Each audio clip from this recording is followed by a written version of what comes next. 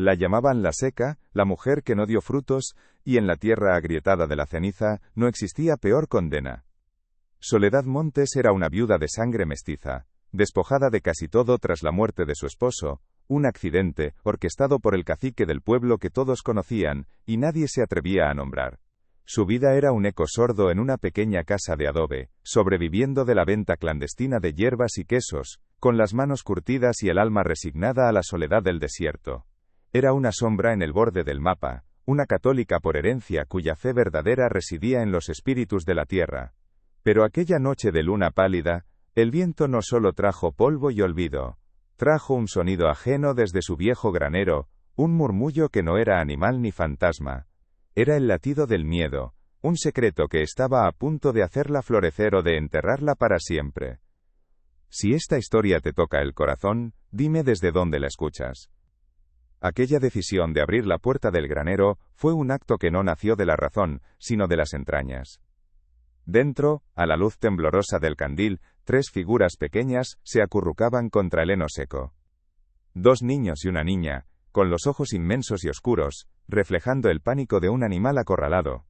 Eran apaches.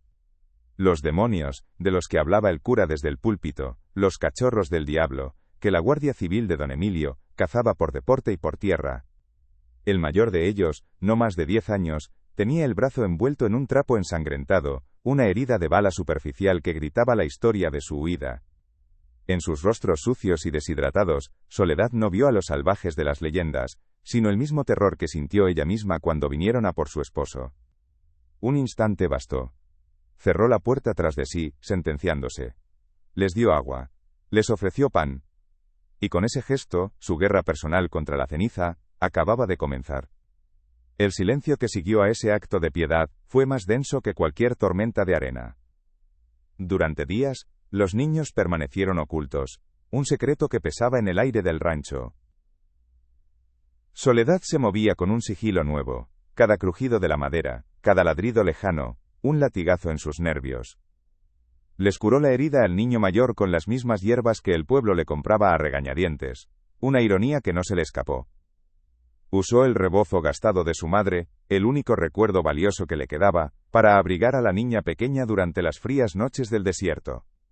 Aprendió a entender su silencio, sus miradas que lo decían todo, vio cómo el mayor tallaba con un trozo de vidrio una pequeña figura de venado en un trozo de madera. Un regalo para ella. En esos gestos, en esa confianza frágil, el vacío de su vientre estéril comenzó a llenarse de algo aterrador y redentor, un propósito. La rutina de su soledad se había hecho añicos, reemplazada por una coreografía de miedo y ternura. Robaba agua extra del pozo comunal al amanecer, cuando nadie la veía. Apartaba la mejor leche para hacer un queso más nutritivo, no para la venta, sino para ellos. Su cuerpo, antes resignado y lento, ahora se movía con la agilidad de una madre protegiendo a su camada. Pero el desierto tiene ojos. Y oídos. Una noche, mientras los niños dormían al fin con algo de paz en el estómago, una sombra se recortó en el umbral de su puerta. No era un hombre del pueblo. Era más alto, más quieto, una presencia que parecía fundirse con la oscuridad. Llevaba el pelo largo y las marcas de la guerra en el rostro. En sus ojos no había súplica, sino una evaluación fría y peligrosa. Era Yuma, el líder del clan diezmado, el tío de los niños. No venía a atacar. Venía a observar a la mujer que había recogido lo que él había perdido. La tensión en la pequeña cocina de adobe podía cortarse con un cuchillo. Yuma no cruzó el umbral. Soledad no retrocedió.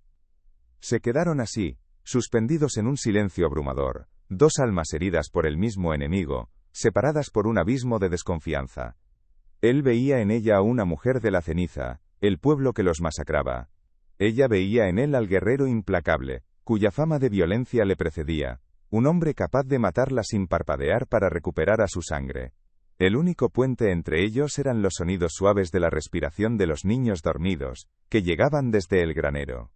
Yuma inclinó la cabeza, un gesto casi imperceptible, una pregunta sin palabras. Soledad respondió del mismo modo, con una leve sacudida de su mentón, una afirmación que decía: están a salvo. Aquí. Fue el inicio de una comunicación sin lengua, un pacto forjado en la necesidad y el respeto silencioso que nacía entre dos espectros. Los días se convirtieron en una danza peligrosa de supervivencia compartida. Yuma aparecía y desaparecía como un espíritu del desierto, una sombra protectora en la distancia. A veces dejaba un conejo recién cazado en la puerta al amanecer. Otras, simplemente su presencia en una colina cercana bastaba para disuadir a los curiosos o a los lobos. Soledad, a su vez, se convirtió en la guardiana del refugio. Su relación con los niños se profundizó, tejiendo un vínculo que trascendía la sangre. La niña pequeña, Nalin, empezó a seguirla a todas partes, imitando sus gestos al amasar el queso, sus manos diminutas cubiertas de harina. El mediano, Taza, un niño de ojos serios, le mostraba con orgullo las trampas para pájaros que aprendía a construir. Y el mayor, Goya, cuya herida ya cicatrizaba, le hablaba en su lengua, enseñándole palabras que sonaban como el viento entre los saguaros.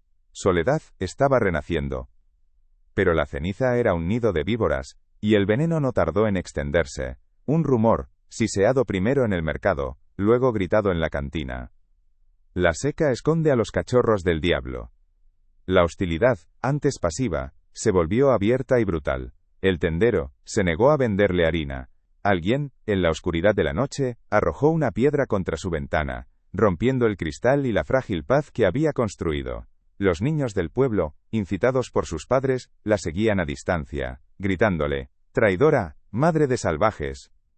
Soledad caminaba por las calles de tierra con la cabeza alta, pero sentía el peso de cada mirada como si fuera una bofetada. El miedo era un nudo constante en su garganta, pero ahora no estaba sola en su desdicha. Tenía 3 razones para resistir. 3 corazones pequeños que latían al unísono con el suyo, escondidos en la penumbra de su granero. El punto de no retorno llegó un domingo. El sol caía a plomo sobre la plaza del pueblo, y el sacerdote, un hombre de sotana impecable y alma podrida, la señaló desde los escalones de la iglesia. A su lado, con una sonrisa de satisfacción mal disimulada, estaba don Emilio Vargas, el cacique, el asesino de su esposo. Ante la multitud silenciosa y cómplice, el cura la excomulgó. Sus palabras, amplificadas por la acústica de la plaza, fueron martillazos.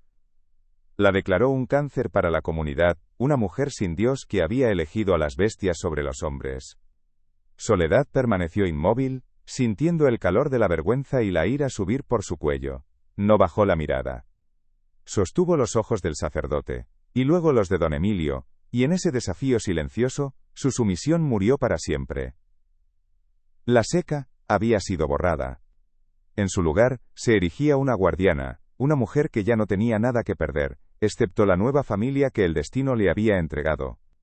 La excomunión fue una declaración de guerra. Don Emilio, sintiéndose legitimado por la Iglesia y el fervor popular, intensificó el asedio. Envenenaron su pozo con un animal muerto, obligándola a caminar leguas para conseguir agua en un manantial secreto que solo ella conocía.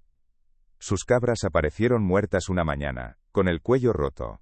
Cada acto de crueldad estaba diseñado para quebrarla, para forzarla a entregar a los niños. Pero cada ataque solo endurecía su resolución. Yuma, desde las sombras, observaba la creciente brutalidad. Una noche, mientras Soledad regresaba exhausta del manantial, lo encontró esperando junto a su puerta.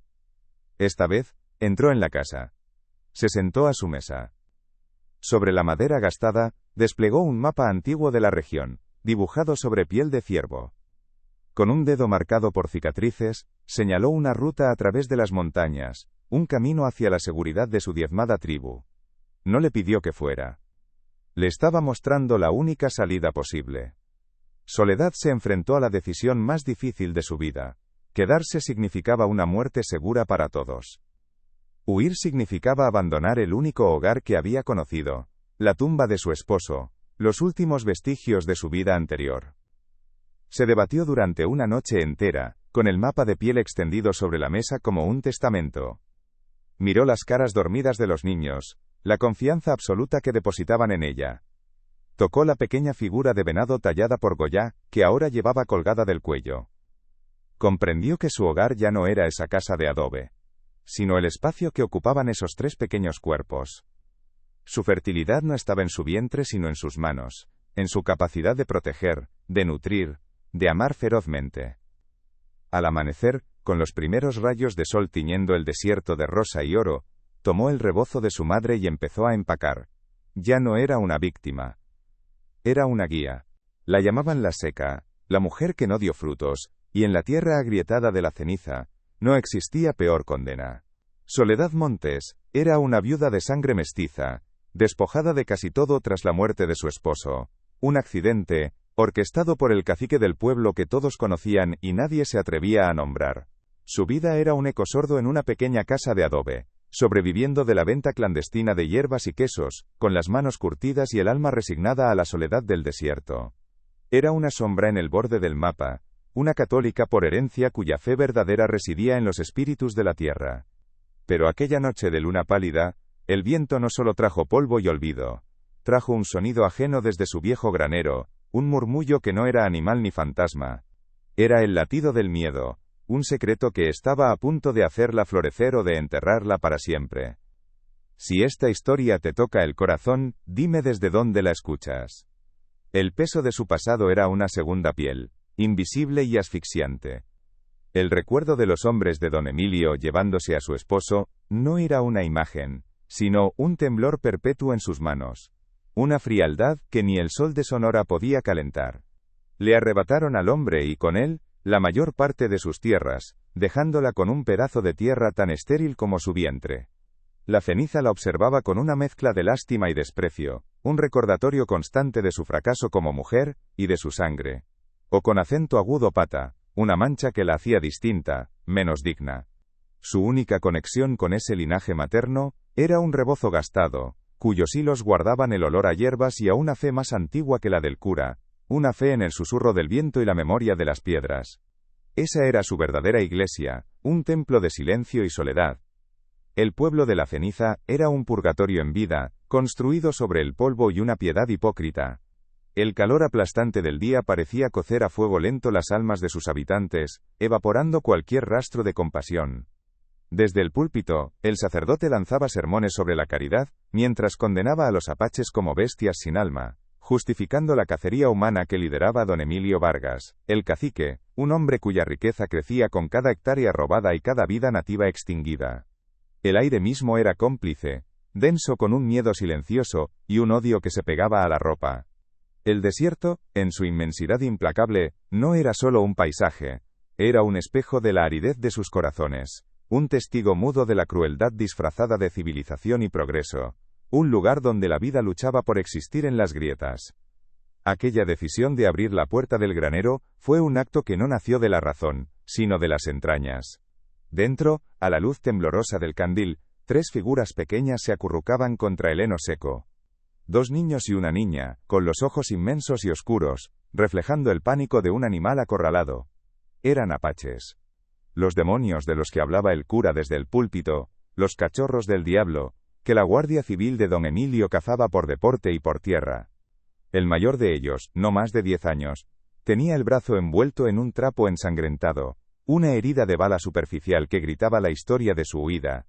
En sus rostros sucios y deshidratados, Soledad no vio a los salvajes de las leyendas, sino el mismo terror que sintió ella misma cuando vinieron a por su esposo. Un instante bastó. Cerró la puerta tras de sí, y el sonido seco de la madera encajando en el marco fue una sentencia. El mundo de afuera, con sus reglas y su odio, quedó sellado. Dentro, en la penumbra polvorienta del granero, solo existía la necesidad primordial. Se movió con una lentitud deliberada, para no asustarlos más. Dejó el candil en una viga, y fue a la casa. Volvió con un cuenco de agua y un trozo del pan que había horneado esa misma mañana. Se arrodilló, no como una santa, sino como una igual, y extendió la ofrenda. Los ojos de la niña pequeña la miraron fijamente antes de que su mano diminuta y temblorosa se acercara al pan. Con ese gesto, con el simple acto de dar agua a los sedientos y pan a los hambrientos, Soledad Montes acababa de declarar su propia guerra silenciosa contra todo lo que conocía. El silencio que siguió a ese acto de piedad fue más denso que cualquier tormenta de arena. Durante días, los niños permanecieron ocultos, un secreto que pesaba en el aire del rancho. Soledad se movía con un sigilo nuevo, cada crujido de la madera, cada ladrido lejano, un latigazo en sus nervios. Les curó la herida al niño mayor, con las mismas hierbas que el pueblo le compraba a regañadientes, una ironía que no se le escapó. Usó el rebozo gastado de su madre, el único recuerdo valioso que le quedaba, para abrigar a la niña pequeña durante las frías noches del desierto. Aprendió a entender su silencio, sus miradas que lo decían todo. Vio cómo el mayor tallaba con un trozo de vidrio, una pequeña figura de venado, en un trozo de madera. Un regalo para ella. En esos gestos, en esa confianza frágil, el vacío de su vientre estéril comenzó a llenarse de algo aterrador y redentor. Un propósito. La rutina de su soledad se había hecho añicos, reemplazada por una coreografía de miedo y ternura. Robaba agua extra del pozo comunal al amanecer, cuando nadie la veía. Apartaba la mejor leche para hacer un queso más nutritivo, no para la venta sino para ellos. Su cuerpo, antes resignado y lento, ahora se movía con la agilidad de una madre protegiendo a su camada. Pero el desierto tiene ojos. Y oídos. Una noche, mientras los niños dormían al fin con algo de paz en el estómago, una sombra se recortó en el umbral de su puerta. No era un hombre del pueblo. Era más alto, más quieto, una presencia que parecía fundirse con la oscuridad. Llevaba el pelo largo, y las marcas de la guerra en el rostro. En sus ojos no había súplica, sino una evaluación fría y peligrosa. Era Yuma, el líder del clan diezmado, el tío de los niños. La tensión en la pequeña cocina de adobe podía cortarse con un cuchillo. Yuma no cruzó el umbral, Soledad no retrocedió. Se quedaron así, suspendidos en un silencio abrumador, dos almas heridas por el mismo enemigo, separadas por un abismo de desconfianza. Él veía en ella a una mujer de la ceniza, el pueblo que los masacraba. Ella veía en él al guerrero implacable, cuya fama de violencia le precedía. Un hombre capaz de matarla sin parpadear para recuperar a su sangre. El único puente entre ellos eran los sonidos suaves de la respiración de los niños dormidos, que llegaban desde el granero. Yuma inclinó la cabeza, un gesto casi imperceptible, una pregunta sin palabras. Soledad respondió del mismo modo, con una leve sacudida de su mentón, una afirmación que decía: «Están a salvo. Aquí». Fue el inicio de una comunicación sin lengua. Un pacto forjado en la necesidad. Los días se convirtieron en una danza peligrosa de supervivencia compartida. Yuma aparecía y desaparecía como un espíritu del desierto, una sombra protectora en la distancia. A veces dejaba un conejo recién cazado en la puerta al amanecer. Otras, simplemente su presencia en una colina cercana bastaba para disuadir a los curiosos o a los lobos. Soledad, a su vez, se convirtió en la guardiana del refugio. Su relación con los niños se profundizó, tejiendo un vínculo que trascendía la sangre. La niña pequeña, Nalin, empezó a seguirla a todas partes, imitando sus gestos al amasar el queso, sus manos diminutas cubiertas de harina. El mediano, Taza, un niño de ojos serios, le mostraba con orgullo las trampas para pájaros que aprendía a construir. Y el mayor, Goya, cuya herida ya cicatrizaba, le hablaba en su lengua, enseñándole palabras que sonaban como el viento entre los saguaros. Soledad estaba renaciendo. Pero la ceniza era un nido de víboras, y el veneno no tardó en extenderse. Un rumor, siseado primero en el mercado, luego gritado en la cantina. La seca esconde a los cachorros del diablo. La hostilidad, antes pasiva, se volvió abierta y brutal. El tendero se negó a venderle harina. Alguien, en la oscuridad de la noche, arrojó una piedra contra su ventana, rompiendo el cristal y la frágil paz que había construido. Los niños del pueblo, incitados por sus padres, la seguían a distancia, gritándole: «¡Traidora, madre de salvajes!». Soledad caminaba por las calles de tierra con la cabeza alta, pero sentía el peso de cada mirada como si fuera una bofetada. El miedo era un nudo constante en su garganta, pero ahora no estaba sola en su desdicha. Tenía 3 razones para resistir, 3 corazones pequeños que latían al unísono con el suyo.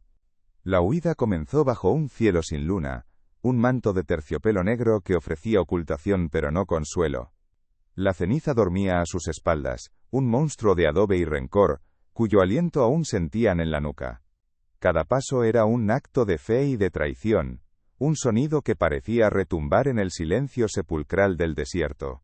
Soledad guiaba, con la mano pequeña de Nalina cerrada a la suya, mientras Goya y Taza la seguían, sus siluetas apenas perceptibles en la oscuridad. El viento frío de la madrugada barría la tierra, levantando un polvo fino que se pegaba a la piel y a la garganta, un recordatorio constante de la aridez que los rodeaba. El mapa de Yuma estaba guardado en su pecho, un secreto cálido contra su piel, pero el camino era invisible, una promesa incierta trazada en las estrellas indiferentes. Dejaban atrás un mundo, pero el desierto no era la libertad, sino otra jaula, una inmensidad sin muros que amenazaba con devorarlos. Yuma era una presencia más que una persona, un fantasma que se movía en los contornos de su visión. No caminaba con ellos, sino para ellos, explorando el terreno, asegurando el paso, una sombra que borraba sus huellas y vigilaba sus espaldas. Su comunidad era un círculo de 4, unidos por un silencio hecho de miedo, agotamiento y una confianza forjada en la desesperación. La comunicación se redujo a lo esencial, un gesto de la mano de Soledad para detenerse, una mirada de Goya para señalar una roca suelta, la forma en que Taza compartía su ración de agua con su hermana sin que nadie se lo pidiera.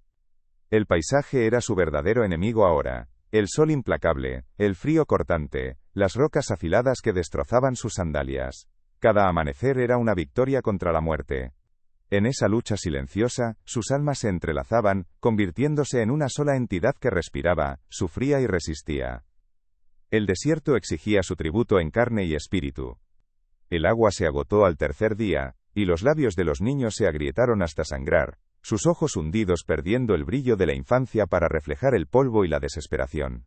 Fue entonces cuando la sangre de su madre, la mujer con acento agudo pata que hablaba con la tierra, despertó en las venas de Soledad. Ignoró el mapa de Yuma por un instante, y siguió un instinto más antiguo, una memoria celular que la guió hacia una formación rocosa que parecía insignificante. Con las manos desnudas cavó en la arena húmeda al pie de una pared de piedra hasta que un hilo de agua oscura y fría brotó de la tierra. No era solo agua. Era la prueba de que su herencia, la que la ceniza despreciaba, era su salvación. Al ver a los niños beber, sintió como el desierto la reconocía, la aceptaba como una de los suyos. A sus espaldas, el odio tenía forma de una nube de polvo que se acercaba inexorablemente. Don Emilio Vargas no era hombre que perdonara un desafío. Cabalgaba a la cabeza de su guardia civil, con el rostro congestionado por el sol y el mezcal, sus ojos inyectados en sangre buscando en el horizonte la figura de la mujer que se había atrevido a desafiar su poder. Para él no era una cuestión de recuperar a unos salvajes, era una cuestión de orgullo, de reafirmar su dominio sobre la tierra y sobre cada alma que la pisaba. Sus hombres, una jauría de matones envalentonados por la impunidad, seguían sus órdenes con una crueldad ociosa, disparando a los coyotes por diversión, su risa grosera rasgando el silencio sagrado del desierto. Eran la civilización que perseguía a la humanidad, una plaga de hierro y pólvora avanzando para purgar su afrenta. Al atardecer del quinto día, Yuma los guió hasta la boca de un cañón estrecho, una cicatriz de piedra roja que se hundía en las entrañas de la sierra. Era una fortaleza natural, un laberinto de pasadizos y salientes que solo su gente conocía. Allí esperaban los otros. Un puñado de guerreros, ancianos y mujeres, los restos de su clan, que emergieron de las sombras de las rocas como si hubieran brotado de ellas.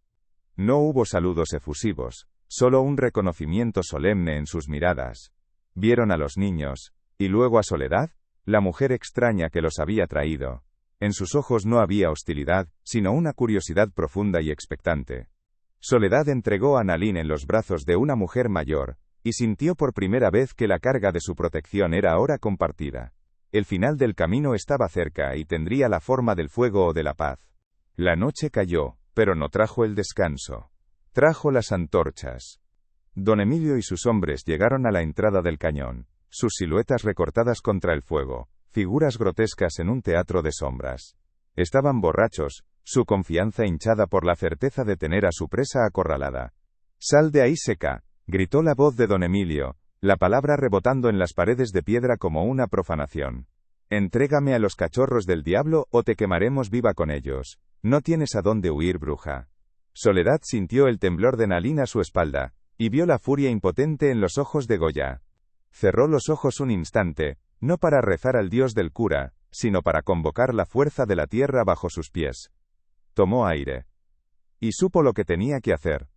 Salió de las sombras del cañón y se plantó en la arena iluminada por las antorchas, sola y desarmada. Su figura enjuta parecía frágil contra la inmensidad de la noche, pero su postura era la de una montaña. No son cachorros, dijo, su voz clara y firme sin un atisbo de miedo. Son niños, y el único diablo aquí es el que se esconde tras una insignia y la bendición de un cura falso. Ustedes hablan de Dios, pero sus almas están más secas que esta tierra. Han envenenado pozos, han asesinado a inocentes, han robado y mentido hasta convertir este lugar en un infierno. Quieren fuego, pero ya arden por dentro con su propia miseria. Miró directamente a los ojos de don Emilio, y el cacique, por primera vez, vio en ella no a la viuda sumisa, sino el reflejo de su propia podredumbre. Fue entonces cuando aparecieron, no con un grito de guerra, sino con el silencio de los fantasmas. En las cornisas del cañón, en cada saliente oscuro, las siluetas de los guerreros apaches se materializaron. Yuma estaba al frente, su arco tenso, la punta de la flecha apuntando no a un hombre, sino al corazón de la oscuridad que representaban. No eran muchos, pero eran uno con la noche, uno con la piedra, eran la ira ancestral del desierto personificada. Los hombres de don Emilio se congelaron, sus bravatas ahogadas en sus gargantas. El crepitar de las antorchas fue el único sonido en una tensión que podía quebrar los huesos. La balanza del poder no se había equilibrado, se había hecho añicos, el cazador se había convertido en la presa, rodeado por un juicio silencioso e ineludible.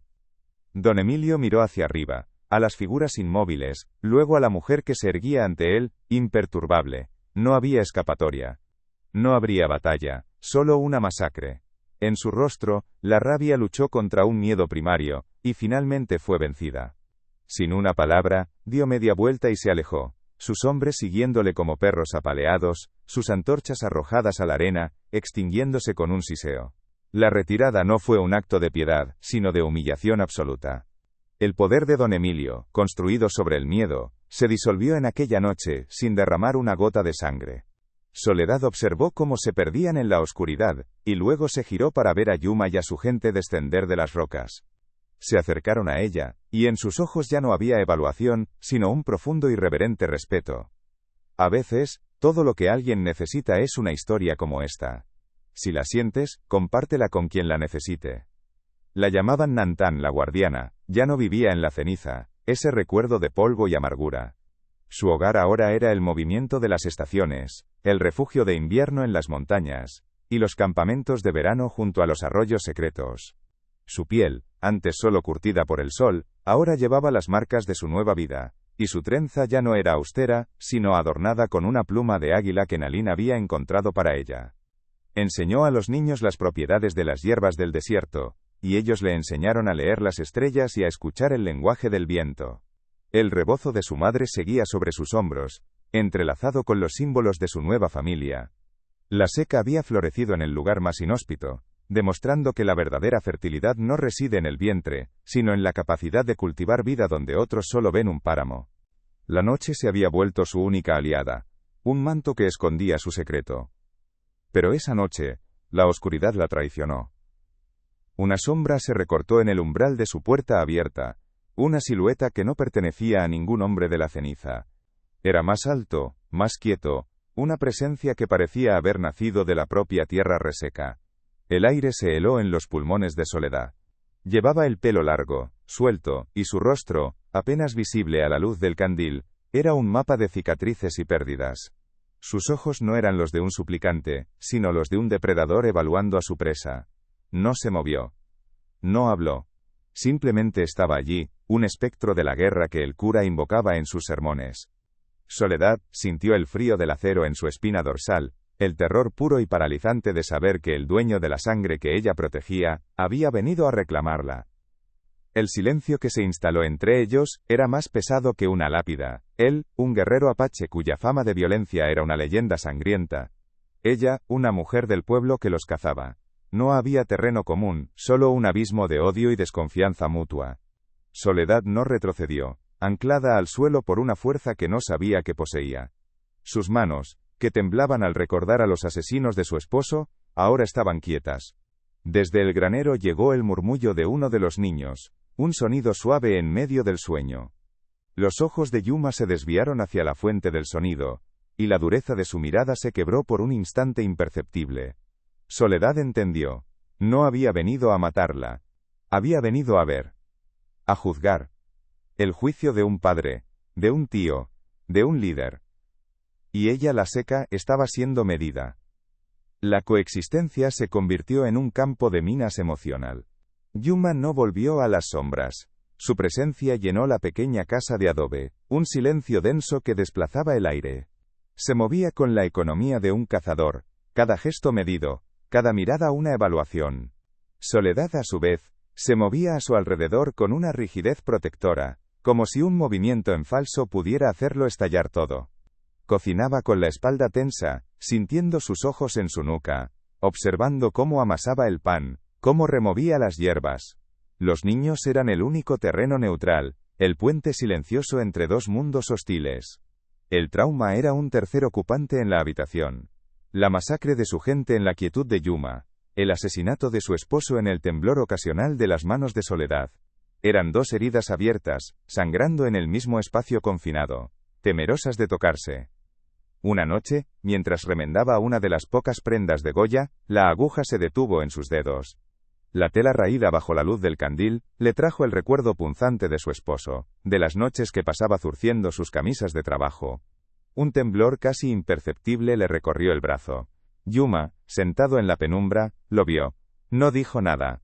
Se levantó, y por un momento Soledad contuvo el aliento, pero él solo se acercó a la mesa, y dejó junto a sus manos un trozo de piel de ciervo, flexible y suave, y una aguja tallada en hueso. Más fuerte, dijo. Su voz, grave y rasposa por el desuso, no ordenaba, constataba. Soledad levantó la vista del remiendo a su rostro, y luego a la ofrenda. La piel era cálida al tacto, viva. Un reconocimiento silencioso, cruzó el espacio entre ellos, una tregua en su guerra privada. La fragilidad de su pacto se puso a prueba cuando la fiebre se apoderó de Nalin. El pequeño cuerpo de la niña ardía y se estremecía bajo las mantas, sus gemidos cortando la noche. Soledad se convirtió en un torbellino de acción controlada, mezclando hierbas, aplicando paños húmedos, su rostro una máscara de terror concentrado. Yuma permanecía en el umbral, su estoicismo de guerrero desmoronado, revelando el miedo crudo de un hombre que ya había perdido demasiado. No cuestionó sus remedios, observaba su conocimiento de la tierra con un respeto nuevo y palpable. Cuando el agotamiento venció a Soledad, él tomó el relevo, cambiando los paños con una delicadeza en sus manos callosas que parecía imposible. Se turnaron durante toda la noche, un equipo silencioso unido por el amor a esa pequeña vida. Al amanecer, la fiebre cedió. Sus miradas se encontraron sobre la niña dormida, y la sospecha había sido reemplazada por gratitud. Una paz precaria se instaló en la casa al día siguiente. Mientras Soledad se trenzaba el cabello, un ritual matutino de orden y control, Yuma la observaba. Luego, con un gesto lento, se tocó una larga cicatriz que le surcaba el antebrazo. Vargas, dijo, y el nombre del cacique fue una piedra arrojada a un pozo de silencio. El cuerpo entero de Soledad se paralizó. El aire se espesó con todo lo no dicho. Ella no preguntó, no necesitaba hacerlo. Su mano fue instintivamente al pequeño venado de madera que colgaba de su cuello, el regalo de Goya, y lo apretó con fuerza. Mi esposo, susurró, y la palabra fue una confesión, un eco de su propio dolor. Habían nombrado a su demonio común. En ese instante, dejaron de ser una mujer mestiza y un guerrero apache. Eran dos supervivientes, unidos por sus fantasmas y por los tres corazones que ahora latían bajo su protección. La mujer que caminaba por los cañones ya no era Soledad Montes.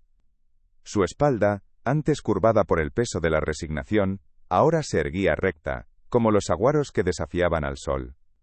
La piel de su rostro, curtida por una vida de aspereza, había adquirido una nueva textura, la de un mapa que contaba una historia de supervivencia, no de derrota. Su trenza ya no era el nudo austero de una viuda, sino que a menudo llevaba entrelazada una pluma de halcón o una flor del desierto que Nalin le traía. Había aprendido a moverse con la economía silenciosa de los apaches, sus pies encontrando el camino seguro sobre la roca sin pensarlo. Su voz, antes un murmullo que apenas se atrevía a existir, ahora era clara y serena cuando enseñaba a los más jóvenes los secretos de las hierbas, mezclando los nombres en español con las palabras que Goya le había enseñado. Su transformación se selló el día que los exploradores trajeron noticias de una patrulla de soldados mexicanos acercándose a su territorio invernal. El pánico se extendió como un viento helado por el campamento.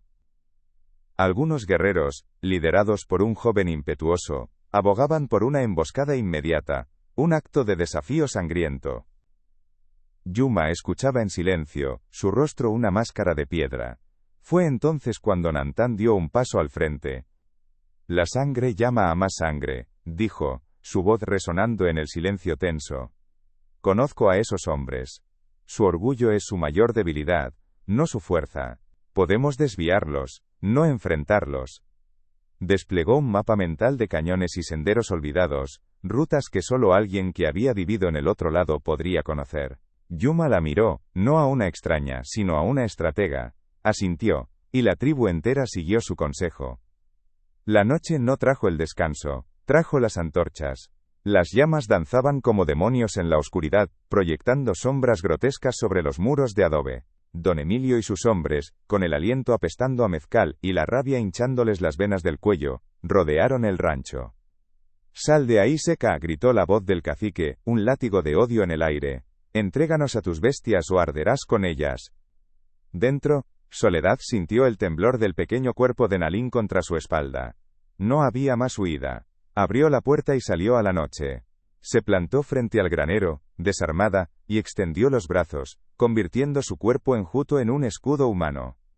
«Son mis hijos», dijo, su voz no un grito, sino una declaración tan sólida como la tierra bajo sus pies. Don Emilio soltó una carcajada ahogada. «¡Madre de salvajes!». Justo cuando don Emilio alzó la mano para dar la orden, un silencio antinatural cayó sobre el grupo. El crepitar de las antorchas pareció ahogarse. Fue entonces cuando aparecieron, no con un grito de guerra, sino como si la propia noche se hubiera puesto en pie. En las colinas circundantes, en cada cresta y saliente rocoso, se materializaron las siluetas de los guerreros de Yuma. Eran espectros bajo la luna, con los arcos tensos, las flechas apuntando en una constelación de muertes silenciosas. La borrachera de los hombres de Vargas se evaporó, reemplazada por un terror helado. La tensión no residía en la batalla que se avecinaba, sino en la mirada que cruzó el espacio entre Soledad y Yuma. No era una mirada de rescate. Era un pacto forjado en fuego y sacrificio, el reconocimiento de dos almas dispuestas a morir en el mismo altar. La retirada de don Emilio no fue una victoria celebrada con gritos, sino con el profundo silencio del desierto reclamando su paz. Yuma no descendió de las rocas como un conquistador, sino como un guardián que vuelve a casa. Se acercó a Soledad, y en el espacio que los separaba, la desconfianza se había evaporado, dejando solo un respeto tan sólido como la piedra que los rodeaba. No hicieron falta palabras. Él tomó de su propio cuello un collar de cuentas de hueso, y con un gesto solemne que era a la vez un juramento y una bienvenida, lo colocó sobre los hombros de ella. Era el reconocimiento de la tribu, un bautismo de sangre y valor bajo la mirada de las estrellas. La Seca había muerto esa noche, y en su lugar bajo un cielo apache, nacía una leyenda. La llamaban Nantan, la guardiana. Su hogar ya no era un punto fijo en un mapa de polvo y rencor, sino el ritmo de las estaciones, el refugio de invierno en las montañas, y el campamento de verano junto a los arroyos secretos. Enseñó a los niños las propiedades de las hierbas, y ellos le enseñaron a leer las estrellas y a escuchar el lenguaje del viento. El rebozo de su madre seguía sobre sus hombros, pero ahora compartía su calor con los símbolos de su nueva familia, una flor de piedra y coraje. Nunca supo si encontró a los niños, o si fueron ellos quienes la encontraron a ella, perdida en su propio desierto. ¿Y tú? ¿Tendrías el coraje de amar a aquellos que todos rechazan?